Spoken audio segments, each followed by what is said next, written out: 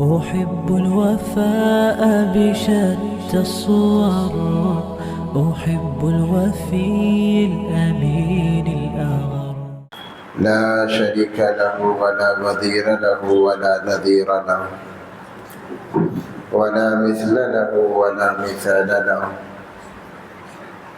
ولا معين له ولا مشير له ولا أول له ولا آخر له ولا ظاهر له ولا باطن له. أما بعد، قال الله تبارك وتعالى في القرآن المجيد والفرقان الحميد: أعوذ بالله من الشيطان الرجيم، بسم الله الرحمن الرحيم. ألا إن أولياء الله لا خوف عليهم ولا هم يحزنون. وقال تعالى: واتقوا الله وكونوا مع الصادقين. صدق الله العظيم. قال النبي صلى الله عليه وسلم: من آذى لي وليا فقد آذنته بالحرب. وقال النبي صلى الله عليه وسلم: جاء زمان لا يبقى من الإسلام إلا اسمه ولا يبقى من القرآن إلا رسمه، أو كما قال عليه الصلاة والسلام. اللهم صل على سيدنا محمد وعلى آل سيدنا محمد وبارك وسلم. اللهم صل على سيدنا مولانا محمد في أول كلامنا. اللهم صل على سيدنا مولانا محمد في أوسط كلامنا. اللهم صل على سيدنا مولانا محمد في آخر كلامنا. اللهم لك الحمد كما أنت أهله، فصل على محمد كما أنت أهله، وافعل بنا ما أنت أهله، فإنك أنت أهل التقوى وأهل المغفرة. اللهم صل على محمد كلما ذكره الذاكرون، صل على محمد كلما غفل عن ذكره الغافلون. رب اشرح لي صدري ويسر لي أمري واحلل عقدة من لساني يفقهوا قولي. اللهم صل على محمد وآله ألف ألف مرة. محترم و معزز سامعین کرام و ناظرین گرام، عزیز ساتھیوں، ایک مرتبہ دل کی گہرائیوں کے ساتھ درود پاک پڑھ لیں۔ اللهم صل على سيدنا محمد وعلى آل سيدنا محمد وبارك وسلم۔ محترم و معزز بزرگان دین، اللہ تبارک و تعالیٰ کو دین اسلام بہت زیادہ محبوب ہے۔ اتنا زیادہ محبوب کہ اللہ تبارک و تعالیٰ نے دین اسلام کی حفاظت اور بقا کے لیے 1.25 لاکھ انبیاء علیہ السلام کو بھیجا۔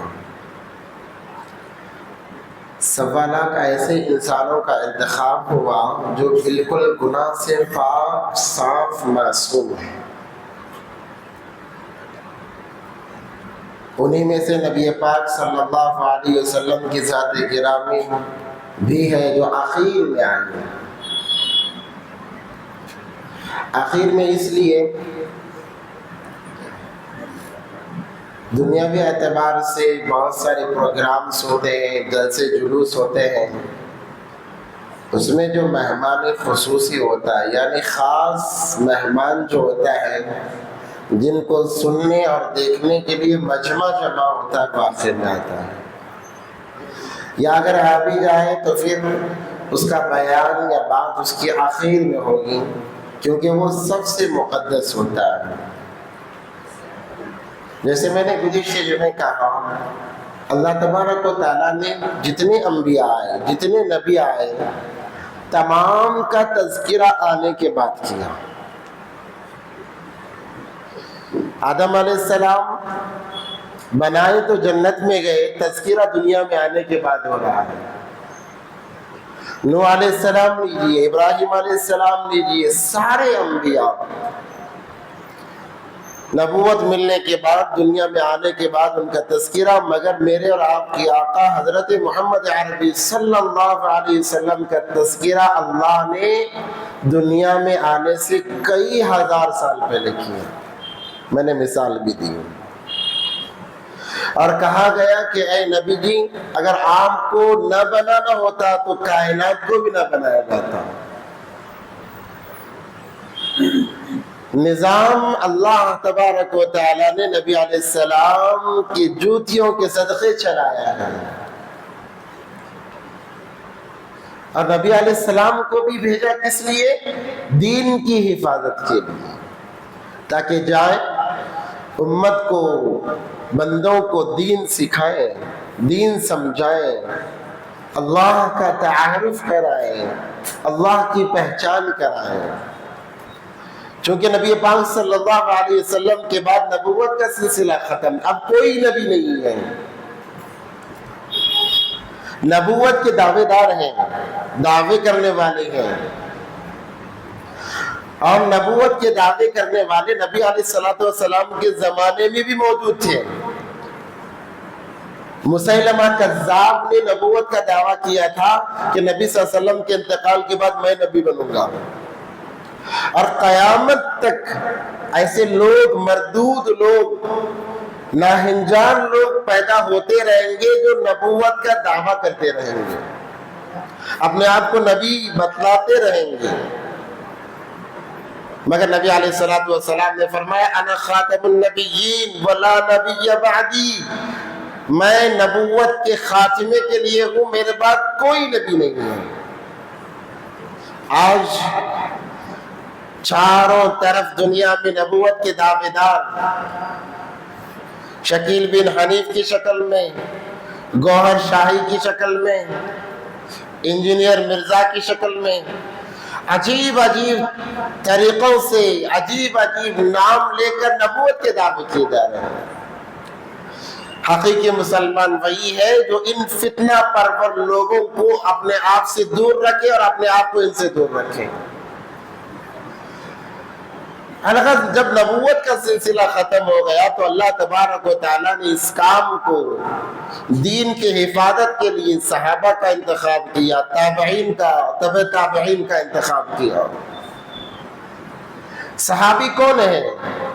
جنہوں نے ایمان کی حالت میں نبی پاک صلی اللہ علیہ وسلم کو دیکھا اور ایمان پر جن کا انتقال ہوا، وہ صحابی کہلاتے ہیں۔ تابعی کون ہیں؟ جنہوں نے ایمان کی حالت میں صحابہ کو دیکھا اور ایمان پر ان کا انتقال ہوا، وہ تابعی ہیں۔ اور تبع تابعی جنہوں نے تابعی کو ایمان کی حالت میں دیکھا اور ایمان پر جن کا خاتمہ ہوا، وہ تبع تابعی کہلاتے ہیں، جن کا تذکرہ اللہ کے نبی علیہ السلام نے کہا خیر القرون قرنی ثم الذین یلونہم ثم الذین یلونہم، سب سے بہترین، سب سے پاکیزہ، سب سے مقدس زمانہ میرا زمانہ ہے، میرا اور میرے صحابہ کا زمانہ ہے۔ اس کے بعد دوسرے نمبر پر تابعین کا زمانہ ہے، اس کے تیسرے نمبر پر تبع تابعین۔ خیر القرون قرنی ثم الذین یلونہم ثم الذین یلونہم، یہ تین زمانے بڑے مقدس زمانے، اس میں سب سے بہترین زمانہ نبی صلی اللہ علیہ وسلم کا۔ صحابہ کے بعد جنہیں ہم تابعی کہتے ہیں، دوسری زبان میں انہیں اولیاء بھی کہا جاتا ہے، ولی بھی کہا جاتا ہے۔ تبع تابعین جہاں ہم کہتے ہیں انہیں ولی بھی کہا جاتا ہے، کیونکہ یہ مہینہ خاص طور پر ہمارے لیے اولیاء کی یاد تازہ کرنے کا ہے۔ بہت سارے مسلمان اس مہینے کے اندر اولیاء کے نام پر بہت ساری چیزیں کرتے ہیں، تو خیال ہوا کہ چلو اب ولی کسے کہا جاتا ہے، شریعت میں ولی کسے کہتے ہیں اور کون ولی ہوتا ہے، اس کی مختصر حقیقت بیان کر دی جائے۔ ولایت قیامت تک رہے گی، نبوت ختم ہو گئی مگر ولایت ولی کا بننا قیامت تک رہے گا، قیامت تک وہ اولیاء اللہ بنتے رہیں گے، بلکہ دنیا میں ایک وقت میں 500 اولیاء ہوتے ہی ہیں، اللہ اسی لیے تو نظام چلا رہے ہیں، ایک وقت میں 500 اولیاء، 4 قطب، 2 اختاب ہوتے ہیں، اللہ ان مقدس ہستیوں کی برکت سے نظام کو چلا رہے ہوتے ہیں۔ جب کوئی اس میں کا ایک انتقال ہو جاتا ہے اللہ دوسرے کو وہاں پر بٹھا دیتے ہیں، قطب میں کسی کا انتقال ہو جاتا ہے اللہ ولی سے نکال کر قطب میں ڈال دیتے ہیں، احکام قطب سے بڑھا گئے اس میں کسی کا انتقال ہو جاتا ہے اللہ تبارک و تعالی قطب میں سے نکال کر اختاب بنا دیتے ہیں، اور یہ سلسلہ قیامت تک چلتا رہے گا۔ مگر جہاں ولی کا نام ہم سنتے ہیں، ولایت کا تذکرہ ہم سنتے ہیں، ہمارے ذہنوں میں ایک بات بیٹھی ہوئی ہے کہ ولی کون ہے؟ ولی وہ انسان ہے جو لمبے بال چھوڑے، گلے میں 4-5 تسبیحاں لگا لے یا پھر ہرا امامہ باندھے اور ایک جگہ بیٹھ جائے، ہم اس کو ولی سمجھتے ہیں۔ جیسے ولی کا تذکرہ آتا ہے وہ خیال آ جاتا ہے کہ گلے میں اتنے تسبیح ہوگی، ہاتھ میں تسبیح ہوگی، ایک عصا ہوگا یا پھر ہرا امامہ ہوگا، پیٹا ہوگا، ہرے ان کے کپڑے ہوں گے، جنگل کے کسی کونے میں یا کسی درگاہ میں بیٹھا ہوا ہوگا، ہم انہیں ولی سمجھتے ہیں، حالانکہ ولی کی ڈیفینیشن یہ ہرگز نہیں ہے۔ ولی وہ ہوتا ہے جسے دیکھ کر اللہ یاد آ جائے، وہ ولی ہے، چاہے وہ کام کرنے والا ہو، کولی مزدوری کرنے والا ہو، چاہے وہ ریڑھی لگانے والا ہو، چاہے وہ جو بھی ہو، جسے دیکھ کر اللہ یاد آ جائے اسے ولی کہا جاتا ہے۔ مگر آج ہمارے ذہنوں میں غلط بات بیٹھی ہوئی ہے جس کی وجہ سے مسلمان دھوکے میں ہیں، ہم اس دھوکے سے نکلیں۔ اولیاء اللہ کے خاص بندے ہوتے ہیں، اللہ نے قرآن میں فرمایا الا ان اولیاء اللہ لا خوف علیہم ولا هم يحزنون۔ اولیاء کو نہ دنیا میں کسی کی پرواہ ہے نہ آخرت میں وہ غمگین ہوں گے، اللہ نے انہیں بے پرواہ بنا رکھا ہے، ڈر خوف بالکل بھی نہیں ہے۔ ایک اللہ والے کا واقعہ لکھا ہوا ہے، راستے سے جا رہے تھے اور ایک نیا جوڑا، نیا شادی شدہ جوڑا، وہ بھی راستے سے جا رہا تھا، عورت بڑی خوبصورت تھی، چونکہ مرد اکثر خوبصورتی کے پیچھے دوڑتا ہے، حسن کے پیچھے دوڑتا ہے، اسے اپنی بیوی پر ناز تھا، وہ ناز کرتے ہوئے جا رہا تھا کہ میری بیوی سے خوبصورت کوئی نہیں ہے۔ اللہ والے چلتے چلتے گڑھا آیا، پاؤں گڑھے میں گرا، کیچڑ اچھلا اور دلہن پر لگ گیا،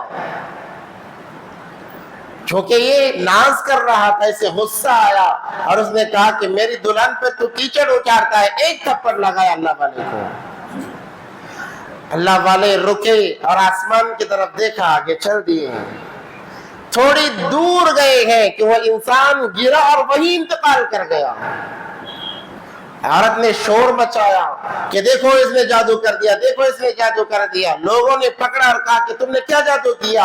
انہوں نے کہا میں نے کوئی جادو نہیں کیا ہے، میں نے کوئی جادو نہیں کیا ہے، میں راستے سے جا رہا تھا، غلطی سے میرا پاؤں گڑھے میں گرا، کیچڑ اس عورت پر اڑا تو اس کے عاشق کو غصہ آیا، اس کے عاشق نے مجھے تھپڑ لگایا، جب اس کے عاشق نے مجھے تھپڑ لگایا میرے عاشق کو غصہ آیا، میرے عاشق نے اسے تھپڑ لگایا۔ اللہ والے ایسے ہوتے ہیں، زبان سے کہنے کی ضرورت نہیں ہوتی، ان کا اشارہ کام کا ہو جانا ہوتا ہے۔ انہی اولیاء کے اندر، انہی اولیاء میں سے پیران پیر شیخ عبدالقادر جیلانی رحمت اللہ علیہ مشہور اللہ والے بزرگ گزرے ہیں، جن کی سیرت ہم بار بار سنتے رہتے ہیں۔ ارادہ تو یہ ہوتا ہے کہ ہمارے ہندوستان کے اندر جتنے بڑے بڑے اولیاء ہیں تمام کی ایک ایک کر کے سیرت بیان کر دی جائے، تاکہ مسلمان جب ان کا نام سنے تو ان کا نام ادب سے لے، ان کا وقار دل میں آئے۔ ہمیں تاریخ اولیاء کی یاد نہیں ہے، ہم بس نام سنتے ہیں، کہتے ہیں کہ بہت بڑے اللہ والے تھے۔ ان کی سیرت پڑھے، ان کے واقعات پڑھے تو پتہ چلے گا کیسا تعلق اللہ سے تھا اور کیسے وہ عاشق رسول تھے۔ ہر ولی عاشق رسول، اللہ کے نبی صلی اللہ علیہ وسلم سے ایسا تعلق، لوگوں کو نیند کی حالت میں نبی علیہ السلام کا دیدار ہونا مشکل، مگر اللہ والے بیداری کی حالت میں نبی علیہ السلام کا دیدار کر لیتے ہیں۔ خواب میں تو دیدار ہوتا ہی ہے، بیداری کی حالت میں بھی دیدار کر لیتے ہیں۔ جیسے ایک دوستوں سے بات چیت ہوتی ہے، ویسے اللہ والوں کا تعلق نبی صلی اللہ علیہ وسلم سے ہوتا ہے۔ پیران پیر شیخ عبد القادر جیلانی رحمت اللہ علیہ 470 یا 71 ہجری میں پیدا ہوئے ہیں۔ یہ واحد ایسے انسان تھے جن کو اللہ تبارک و تعالیٰ نے ماں کی کوکھ ہی سے ولایت سے نوازا تھا۔ ابھی دنیا میں تشریف نہیں لائے ہیں، کتابوں میں لکھا ہے کہ اللہ نے ایسا ملکہ انہیں عطا فرمایا تھا کہ گویا ماں کی کوکھ میں اللہ تبارک و تعالیٰ نے انہیں ولی بنا دیا۔ ان کی سیرت کی کتابوں میں لکھا ہے، اردو کتابوں کے اندر، جب ان کی ولادت ہوئی ہے، رمضان المبارک کا مہینہ چل رہا تھا، لوگ کشمکش میں تھے کہ چاند نظر آیا یا نہیں آیا، ابر کی وجہ سے۔ اور یہ ایسے انسان تھے جن کے باپ بھی ولی، ماں بھی ولیہ، دادا بھی ولی، نانا بھی ولی، نانی بھی ولیہ، سارا خاندان ولی، سارا خاندان ولی۔ ماں کی طرف سے اگر ان کا سلسلہ نسب دیکھا جائے تو حضرت حسن رضی اللہ تعالیٰ عنہ تک پہنچتا ہے۔ باپ کی طرف سے اگر ان کا سلسلہ نسب دیکھا جائے حضرت حسین رضی اللہ تعالیٰ عنہ تک پہنچتا ہے۔ یعنی یہ سادات خاندان کے 10 پیڑھیوں کے بعد میں حضرت امام حسن و حسین رضی اللہ تعالیٰ عنہ سے ان کا رشتہ جڑ جاتا ہے، 10 پیڑھیوں کے بعد میں۔ اتنا قریبی تعلق اور ایسا مقدس خاندان۔ ان کے والدین کے متعلق لکھا ہے، ان کے والد ابی صالح جنگی دوست شیخ عبد القادر جیلانی رحمت اللہ علیہ کے والد کا نام ابو صالح جنگی دوست ہے، بہت بڑے اللہ والے۔ ایک مرتبہ راستے سے جا رہے تھے، پہلے پیدل سفر ہوا کرتا، دریا کے کنارے سفر ہوا کرتا، راستے سے جا رہے تھے، چلتے چلتے چلتے سامان سفر ختم ہو گیا، بھوک زیادہ لگنے لگی، پیاس لگنے لگی، تو دریا کے قریب گئے، دیکھا کہ ایک سیب بہتا ہوا آ رہا ہے، اس کو لیا، بھوک کی طاق نہ لا سکے اور کھا لیا۔ ایک مسئلہ سنتے جائیں جس کا کوئی مالک نہیں ہے، گری پڑی ہوئی چیز ہے کھانے کی چیزوں میں، اگر مال ہے تو پھر اس کا الگ مسئلہ ہے، کہیں ایسا نہ ہو کہ گری پڑی چیز ہے جو ملا اپنا، ایسا نہیں ہے، پیسہ مال ہے اس کا الگ مسئلہ ہے۔ کیا مسئلہ ہے وہ بھی سنتے چلیں۔ پیسہ مل جاتا ہے، زیورات مل جاتے ہیں، 3 دن تک اسی جگہ کھڑے ہو کر اعلان کرنا پڑے گا، جس کا ہے علامت نشانی بتائے لے جائے، علامت اور نشانی بتائے لے جائے، مسئلہ سن لیں۔ 3 دن کے بعد کوئی نہیں آتا ہے، اگر آپ زکوٰۃ کے مستحق ہیں آپ استعمال کر سکتے ہیں، اگر آپ زکوٰۃ کے مستحق نہیں، جن کا ان کے نام سے صدقہ خیرات کرتے ہیں، یہ مال زیورات کا مسئلہ ہے۔ کھانے پینے کی چیزوں کا مسئلہ ایسا نہیں ہے، آپ کو گری پڑی ہوئی چیز مل جائے، آپ کو بھوک لگی ہے آپ لے کے استعمال کر سکتے ہیں، پوچھنے کی ضرورت نہیں ہے، اور اب تو پکڑ بھی نہیں ہے۔ جب سیب کھا لیا تو احساس ہوا کہ پتہ نہیں کس کا سیب تھا، میں نے بغیر اجازت کے کھا لیا ہے، ایک فکر سوار ہوئی، کل قیامت کے دن اللہ پوچھ لے ابو صالح موسیٰ تو نے بغیر اجازت کے کیوں سیب کھایا، میرے پاس کیا جواب ہوگا؟ فکر اللہ والے تھے، ذرا ذرا سی بات میں سوچتے ہیں کہ اللہ ناراض نہ ہو۔ آج کے جو اللہ والے اپنے آپ کو بتاتے ہیں، جاؤ جا کر دیکھو، ہزاروں ایکڑ زمینوں پر ان کا قبضہ، ہر آنے والے لوگوں کے مالوں پر ان کا قبضہ، مالدار کے ساتھ ان کے تعلقات الگ، غریبوں کے ساتھ ان کے تعلقات الگ۔ یہ اللہ والوں کی نشانی اور علامت نہیں ہے۔ الغرض وہ چلے جس طرف سے سیب آیا تھا اسی طرف چلنے لگے، چلتے چلتے لمبا سفر طے کیا، واپس کہیں جا رہے تھے واپس مڑ گئے، کیونکہ انہوں نے ایک سیب بغیر اجازت کے کھا لیا، وہ بھی پانی میں بہتا ہوا آیا تھا۔ جا کر دیکھا ایک باغیچہ ہے اور سیب کی ٹہنی دریا کے اوپر جھکی ہوئی ہے، وہاں سے گرا، باغیچے میں دیکھا لوگ کام کر رہے تھے، پوچھا کس کا باغیچہ ہے، لوگوں نے بتایا عبداللہ صومعی رحمت اللہ علیہ کا یہ باغیچہ ہے، جو بعد میں چل کر عبد القادر جیلانی رحمت اللہ علیہ کے نانا بنے، وہی بہت بڑے اللہ والے تھے، عبداللہ صومعی رحمت اللہ علیہ۔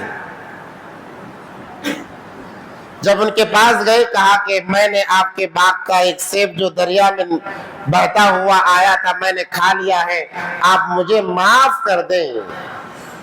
اللہ والا اللہ والے کو پہچان لیتا ہے، انہوں نے دیکھا یہ کوئی معمولی نوجوان نہیں ہے جو ایک سیب کے لیے اتنی دور سے آیا، اسے ہاتھ سے جانے نہیں دینا چاہیے۔ انہوں نے کہا کہ معافی نہیں مل سکتی، پھر پوچھا کیا کرنا ہوگا، کہا میری 2 شرطیں ہیں، ایک سیب کی معافی کے لیے 2 شرطیں ہیں۔ کیا عجیب لوگ تھے، آج ہزاروں لاکھوں روپے کھا جاتے ہیں مگر معافی پوچھنے کا سوال پیدا نہیں ہوتا۔ ایسا نظام بنا ہوا ہے کہ بھائی جا کر بڑے بھائی سے کہہ دے کہ بھائی معاف کر دے، بڑے بھائی کے دل میں آتا ہے پتہ نہیں میرا کتنا مال کھایا ہوگا، اب معافی مانگنے آیا ہے۔ چھوٹا بھائی جا کر یا تو بڑا بھائی چھوٹے بھائی کے پاس آ کر کہتے مجھے معاف کر دے، چھوٹے بھائی کے دل میں آئے گا پتہ نہیں کتنا مال ہڑپ کر کھا گیا، اب معافی مانگنے آیا ہے۔ نظام ایسا بن گیا ہے دین سے دوری کی بنا پر۔ میں نے حدیث مبارکہ پڑھی، جاء زمان لا يبقى من الاسلام الا اسمه، قرب قیامت وقت ایسا آئے گا اسلام کا نام باقی رہے گا، حقیقت ختم ہو جائے گی۔ لا يبقى من القرآن الا رسمه، قرآن باقی رہے گا، رسم کے درجے میں باقی رہے گا، حقیقت ختم ہو جائے گی۔ الغرض انہوں نے کہا کہ میری 2 شرطیں ہیں، کہا کیا شرط ہے؟ پہلی شرط یہ ہے آپ کو 1 سال تک میری بکریاں چرانا پڑے گا، ایک سیب کے لیے 1 سال تک بکریاں چرانا پڑے گا۔ کہا دوسری شرط کیا ہے؟ پہلی 1 شرط مکمل کرو اس کے بعد دوسری شرط بتاؤں گا۔ اب چونکہ اللہ کا ڈر اللہ کا خوف ان کے دل میں تھا، عبداللہ صومعی حضرت ابو موسیٰ صالح کے دل کے اندر اللہ کا خوف تھا، انہوں نے کہا کہ منظور ہے معافی تو مل جائے۔ انہوں نے 1 سال بکریاں چرائی ہیں، جب 1 سال مکمل ہو گیا کہا کہ میری دوسری شرط بتائیے، کہا کہ دوسری شرط یہ ہے کیونکہ 1 سال تک حضرت عبداللہ صومعی رحمت اللہ علیہ نے ان کی ولایت کو دیکھا، ان کے کرامات کو دیکھا، ان کے ایمانی جذبے کو دیکھا اور یہ طے کر لیا کہ اپنی بیٹی کو ان کے نکاح میں دے دوں گا۔ کہا میری دوسری شرط یہ ہے کہ ایک میری بیٹی ہے جو آنکھ سے اندھی، کان سے بہری، زبان سے گونگی، پاؤں سے معذور، میری ایسی عیب دار بیٹی ہے، تمہیں اس سے نکاح کرنا پڑے گا، تب جا کر ایک سیب کا میں تمہیں معافی دوں گا، ورنہ معافی نہیں، کل قیامت کے دن دیکھ لیں گے۔ قیامت سے اللہ کے سامنے حاضر ہونے سے کتنے ڈرنے والے یہ لوگ تھے۔ آج کہا جائے کہ تو نے میرا اتنا مال ہڑپا ہے، قیامت میں دیکھ لوں گا، دیکھ لینا میں بھی دیکھ لوں گا، جیسے ہماری جاگیر ہے وہ ہمارا چلے گا۔ یاد رکھے میدان محشر میں انسان ٹینشن میں اپنی انگلی زبان میں دے گا، منہ میں دے گا، چباتا چباتا ہاتھ کھا جائے گا، احساس تک نہیں ہوگا، پھر اللہ دوبارہ ہاتھ صحیح کریں گے۔ ایسا نفسا نفسی کا عالم جن کا میں نے تذکرہ کیا، انبیاء جو معصوم بے گناہ، کوئی گناہ نہیں، ایسے پاکیزہ لوگ کہیں گے یا اللہ میری جان بچا، میں اپنی اولاد کا تذکرہ نہیں کرتا، اے اللہ میری جان بچا، اپنی بیوی کا تذکرہ نہیں کرتا، اے اللہ میری جان بچا، میرے ماں باپ کا تذکرہ نہیں کرتا۔ ہم لوگ کتنے آسانی سے کہہ دیتے ہیں، دیکھ لیں گے قیامت میں کیا ہوگا۔ اس منظر سے خوف کھائیں، اللہ والوں کے دل میں ڈر ہوتا ہے، وہ ڈر گئے، کہنے لگے زندگی مختصر سی ہے، 2 دن کی زندگی ہے، کیا فرق پڑے گا، خدمت کر کر گزار لوں گا، کیا منظور ہے۔ نکاح ہو گیا، نکاح پڑھا دیا گیا، جب رات میں تنہائی میں جانے کا موقع ملا تو انہوں نے دیکھا سیدھی سادی بڑی خوبصورت اور پاکیزہ لڑکی کھڑی ہے، فوراً دوڑ کر آئے، کہنے لگے آپ نے تو کہا تھا آپ کی بیٹی معذور ہے، اندھی ہے، بہری ہے، لولی ہے، مگر وہاں تو کوئی اور لڑکی ہے۔ انہوں نے کہا تم نے سمجھا نہیں، میرے کہنے کا مقصد تم نے مطلب نہیں سمجھا، اور سمجھایا میں نے اندھی اس لیے کہا ہے کہ جب سے اس نے ہوش سنبھالا ہے کسی غیر محرم پر آج تک اس نے نظر نہیں ڈالی ہے، میں نے بہری اس لیے کہا ہے جب سے اس نے ہوش سنبھالا ہے آج تک غلط بات اس نے نہیں سنی ہے، میں نے گونگی اس لیے کہا ہے جب سے اس نے ہوش سنبھالا ہے آج تک اس کی زبان سے کوئی غلط الفاظ نہیں نکلے ہیں، میں نے معذور اس لیے کہا ہے کہ آج تک جب سے اس نے ہوش سنبھالا ہے کسی گناہ کی طرف نہ اس نے ہاتھ بڑھایا ہے نہ اپنے پاؤں بڑھائے ہیں۔ کیا مقدس تربیت تھی اولاد کی۔ ایسی جب تربیت ہوتی ہے، ایسی تربیت ہوتی ہے، ان سے بننے والی، ان سے پیدا ہونے والی اولاد شیخ عبد القادر جیلانی بنتی ہے، خواجہ معین الدین چشتی بنتی ہے، فرید الدین گنشکر بنتی ہے۔ جب تربیت ہوگی اس کا نتیجہ دکھے گا، تربیت نہیں ہے پھر اس کا بھی نتیجہ دکھے گا، یا تو اچھا یا تو پھر برا۔ تو الغرض ایسے نیک لوگوں کے جب ملاپ ہوا ہے تو پھر تب جا کر شیخ عبد القادر جیلانی رحمت اللہ علیہ کی ولادت ہوئی۔ جیسے میں نے کہا رمضان کا مہینہ لوگ شک میں مبتلا، جسے یوم الشک کہا جاتا ہے، چاند ہوا ہے یا نہیں ہوا ہے۔ پھر اس کے بعد میں عبد القادر جیلانی رحمت اللہ علیہ کے والد ابو صالح جنگی دوست، انہوں نے کہا کہ جا کر میرے گھر جا کر دیکھو، یہ معلوم کرو کہ میرے بیٹے نے دودھ پیا ہے یا نہیں پیا ہے۔ لوگ دوڑے، جا کر دیکھا، پوچھا تو کہا کہ دودھ نہیں پیا ہے۔ تو انہوں نے کہا کہ آج روزہ ہے، چاند نظر آ گیا ہے، کیونکہ میرا بیٹا بھی روزے دار ہے، اس نے روزہ رکھا ہے، یہ علامت ہے کہ آج چاند نظر آ گیا ہے، آج کا روزہ ہے۔ حالانکہ شرعی دلیل نہیں ہے، شرعی دلیل بالکل نہیں ہے۔ ان کا گمان اور حقیقت وہی تھا کہ چاند نظر آ چکا تھا، لوگ کشمکش میں مبتلا تھے۔ بچہ دودھ کی طرف مائل ہوتا ہے، ماں کہتی ہے میں نے دودھ پلانے کی کئی بار کوشش کی مگر سینے کے قریب منہ تک میرے بچے نے نہیں لایا۔ ایسے ولی بنتے ہیں۔ پھر جب ان کی زندگی چلی ہے، اللہ تبارک و تعالیٰ نے ان کی زندگی سے ایسے سبق امت کے لیے کھولے ہیں کہ انسان اگر حقیقی معنوں میں ان اولیاء کرام کی زندگیوں کو دیکھ لے، اس کی زندگی تبدیلی کے لیے یہ کافی ہو جاتا ہے۔ ان کے پھوپھی کے بارے میں لکھا ہوا ہے، ان کی پھوپھی بھی اللہ والی تھی۔ اس وقت میں ان کے پیدائش سے پہلے قحط پڑا جیلان نامی علاقے کے اندر، بارش کا بہت مسئلہ تھا، جانور مر رہے تھے۔ لوگوں نے مشورہ کیا کہ کیا کیا جائے، تو کہا کہ ابو صالح موسیٰ کی بہن ہے، اللہ والی ہے، چلو چلتے ہیں، جا کر ان سے درخواست کرتے ہیں۔ صرف مرد ہی نہیں، عورتیں بھی اللہ والی، عورتیں بھی اللہ والی۔ اور ان عورتوں میں ایک نام آتا ہے رابعہ بصریہ علیہ الرحمہ، کبھی موقع ملا ان کی سیرت آپ حضرات کے سامنے رکھوں گا، اتنی بڑی اللہ والی تھی۔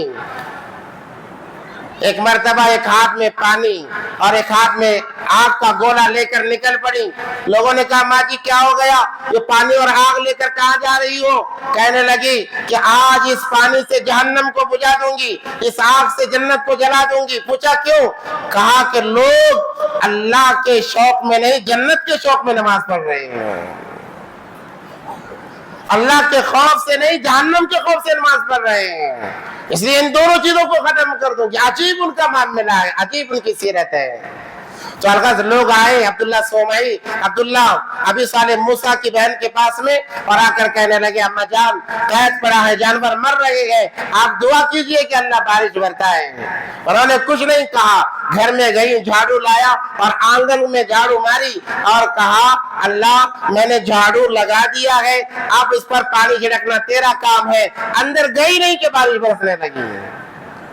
اتنے بڑے ولیوں کا یہ خاندان تھا۔ شیخ عبد القادر جیلانی رحمۃ اللہ علیہ کے والدہ کے متعلق آتا ہے کہ ہمیشہ قرآن کی تلاوت کیا کرتے ہیں۔ جب ان کی ولادت ہوئی، جب یہ بات کرنے کے قابل ہوئے، ماں نے لے جا کر مکتب میں بچے کو داخل کیا، کیونکہ یہی اصل ہے۔ اسی لیے اذان بچے کے پیدائش کے وقت میں کان میں اس لیے دی جاتی ہے کہ جب یہ بولنے اور سمجھنے کے قابل ہو جائے، یہ سب سے پہلے اللہ بولے اور سب سے پہلے اللہ کو سمجھے، اس لیے اذان اور اقامت کہی جاتی ہے۔ اور اس کے بعد دوسرا کام یہی ہوتا ہے کہ جب یہ قابل ہو جائے بولنے کے، اسے لے جا کر مکتب کے حوالے کیے جائے اور اسے اللہ کا نام پڑھوایا جائے، اللہ کا تعارف کرایا جائے۔ مگر آج ہم لوگ کیا کرتے ہیں، بچہ بولنے کے قابل ہو رہا ہے، ہم سوچتے ہیں کون سے اسکول میں جمائیں، کون سی کانوینٹ اسکول سب سے بہتر ہے، انگلش میڈیم اسکول کون سے سب سے بہتر ہے، کہاں اچھے انگریزی بولنا سکھایا جاتا ہے۔ ہمارے ذہنوں میں تو یہ خیالات دوڑتے ہیں۔ پھر بچہ انگریزی بنے گا، ولی نہیں بنے گا، کیونکہ بچپن میں ہم نے انگریزی کی اہمیت اس کے دماغ میں ڈالی۔ انگریزی انگریز سے ہے تو پھر وہ انگریزی بنے گا، دین کا دشمن ہی بنے گا، دین کا دوست نہیں بنے گا۔ اس اما جان نے شیخ عبد القادر جیلانی رحمۃ اللہ علیہ کو لے جا کر مکتب کے حوالے کیا۔ جب مکتب کے استاد نے اعوذ باللہ پڑھائی، بسم اللہ شروع کی، تو یہ خود پڑھتے چلے گئے۔ کتابوں میں لکھا ہے سورہ بقرہ انہوں نے مکمل کر لیا۔ بعض کتابوں میں یہاں تک لکھا ہے کہ انہوں نے 15 پاروں کو حفظ سنا دیا ایک بیٹھک میں۔ یہ کب؟ جب ماں کے اندر تقوی، طہارت، پرہیزگاری، یہ تمام چیزیں آئی، وہ چیز منتقل ہوتی ہے اولاد کے اندر۔ کم عمری کے اندر اللہ تبارک و تعالیٰ نے انہیں بہت ساری چیزوں سے نوازا اور انہیں 5 سال کی عمر میں حافظ قرآن بن گئے۔ اس کے بعد میں دین علوم سیکھنے میں لگ گئے۔ اس وقت میں جہاں پر یہ رہتے تھے جیلان میں، جتنے نیک لوگ اللہ والے تھے ان تمام سے انہوں نے علم حاصل کر لیا۔ ایک وقت یہ بھی آیا کہ اب انہیں علم حاصل کرنے کا شوق اور بڑھا اور آگے جانے کا انہوں نے ارادہ کیا۔ ماں بیوہ تھی، کہنے لگی بیٹا میرے اندر یہ طاقت نہیں ہے کہ میں اس خرچے کو برداشت کروں اور تجھے اپنے آنکھوں سے دور کروں۔ یہ کہہ کر رو کے رکھا ماں جان نے، مگر خواب میں نبی علیہ السلام کا دیدار ہوا۔ ان کی امی کے خواب میں نبی علیہ السلام آئے اور کہا بیٹی اپنے بیٹے کو میری سنتوں پر عمل کرنے کے لیے، یعنی میرے لائے ہوئے دین کو سیکھنے کے لیے اپنے سے الگ کر لے، اللہ تجھے اجر دے گا۔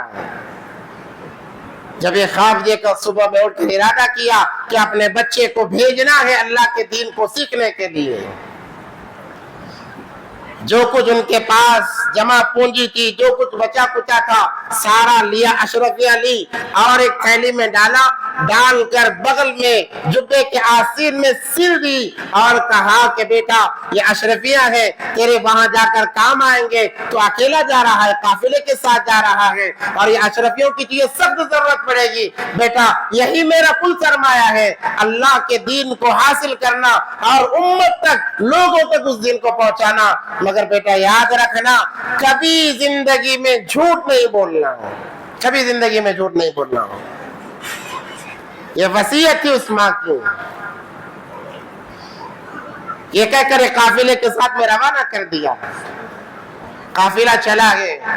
चलते चलते उस वक्त में लुटेरों का बड़ा जोर था, डाकुओं का बड़ा जोर था। डाकू जगह जगह छुपे हुए होते, आज भी डाकुओं का दौर है, नजर नहीं आता है।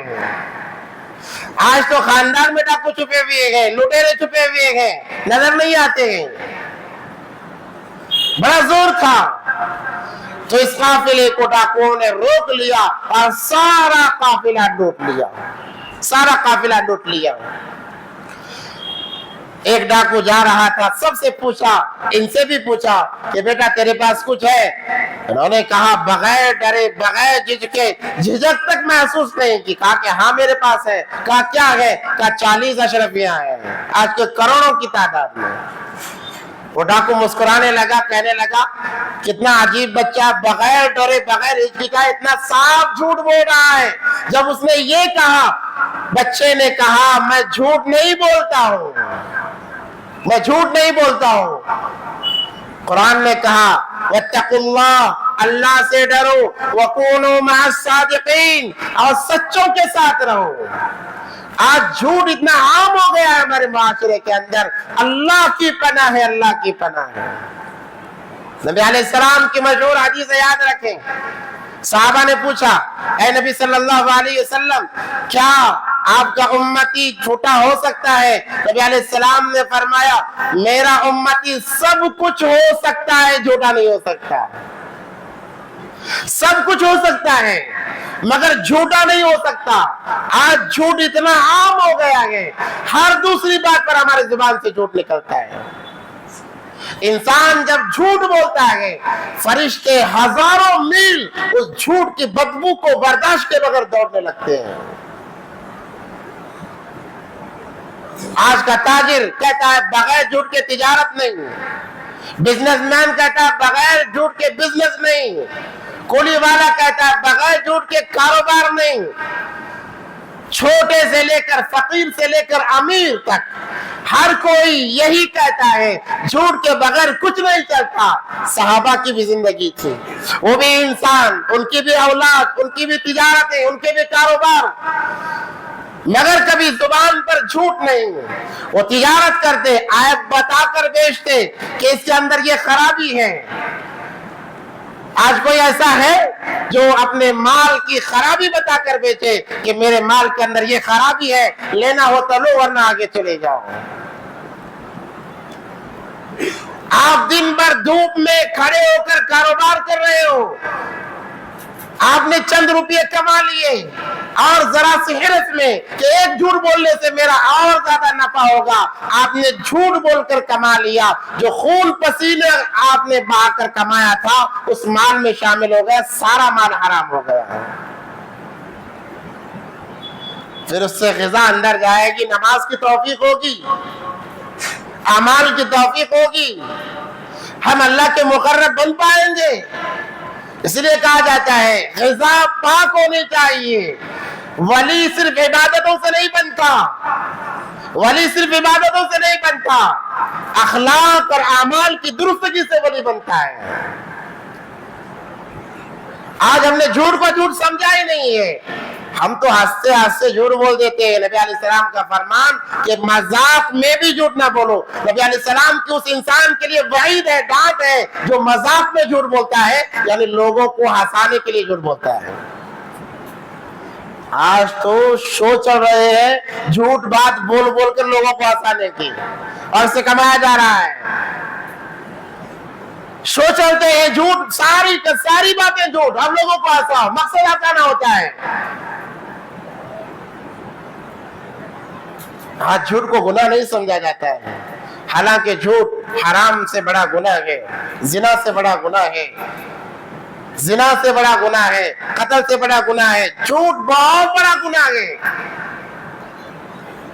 और आज तो मोबाइल के जरिए, मोबाइल जब से आया है, कहीं हमें जाना होता है या किसी को वक्त देना होता है, हम कहते हैं 5 मिनट में आ रहा हूँ। मामूली बात बता रहा हूँ, 5 मिनट में आ रहा हूँ। हम आप कब रहे हैं? 15 मिनट के बाद में। झूठ है। इस पर वही गुनाह है जैसे किसी का कत्ल करके आए हो। इस पर वही सजा है जैसे शराब पी कर आए हो। आपने 5 मिनट कहा तो 5 मिनट में ही आना पड़ेगा आपको। फिर ज्यादा वक्त ले लेते, ज्यादा वक्त ले लेते। झूठ क्यों बोला आपने? अगर हम वादा करते कल कुछ दे दूंगा तो कल देना ही होगा हमें। अगर नहीं देंगे तो हम झूठे कहलाएंगे। आने जाने के मामले में ऐसा सरसर झूठ हमारी जुबानों पर चढ़ा हुआ है कि अल्लाह की पनाह है। अल्लाह से तौबा करने की जरूरत है, अल्लाह से तौबा करने की जरूरत है। अलगज़ वक्त कम बचा है, मैं अपनी बात खत्म कर रहा हूँ। तो डाकू ने जैसे कहा कि कितना आसानी से झूठ बोलता है, तो उस बच्चे ने कहा कि मैं झूठ नहीं बोलता, मेरे पास वाकई कुछ है। तो फिर वो चला गया, दूसरे को बताया, दूसरे ने आकर पूछा, उनको भी वही जवाब मिला। तीसरे ने आकर पूछा, उनको भी वही जवाब मिला।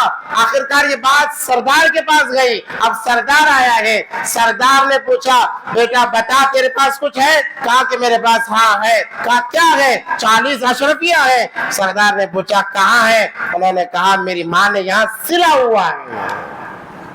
जब देखा तो वाकई वहां पर एक थैली थी, इसके अंदर 40 अशरफिया थे। उन्होंने पूछा कि बेटा अगर तू चाहता झूठ बोल सकता था, ये तेरे सफर का ये तोशा था, तेरी वहां जिंदगी गुजारने का ये एक सरमाया था, तुमने सच क्यों बोला है? उन्होंने क्या प्यारा अंदाज, क्या प्यारे अंदाज से जवाब दिया। कहा कि मेरी माँ ने कहा है कि झूठ न बोलना, झूठ अल्लाह को पसंद नहीं है। मैं मर जाता मगर झूठ नहीं बोलता। ये उनके अल्फाज से, उन अल्फाज की वजह से उस सरदार, डाकुओं के सरदार पर जो असर पड़ा है, ऐसा असर पड़ा वो वक्त का वली बनकर मरा है। उसके बाद में जब से इनके अल्फाज निकले गए, उस पर एक गिरिया तारी हो गया। उसने चंद अल्फाज उस बच्चे से कहे, वो क्या अल्फाज से, और उसने तौबा कैसे की, और सारे काफिले ने तौबा कैसे की, इंशाअल्लाह मौका मिला अगले जुमा बयान किया जाएगा।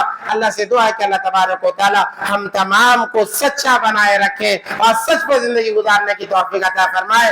औलिया किराम की मोहब्बत और उनकी सीरत को देखकर जिंदगी गुजारने की तौफीक अता फरमाए। व आखिरु दावाना अल्हम्दुलिल्लाहि रब्बिल आलमीन।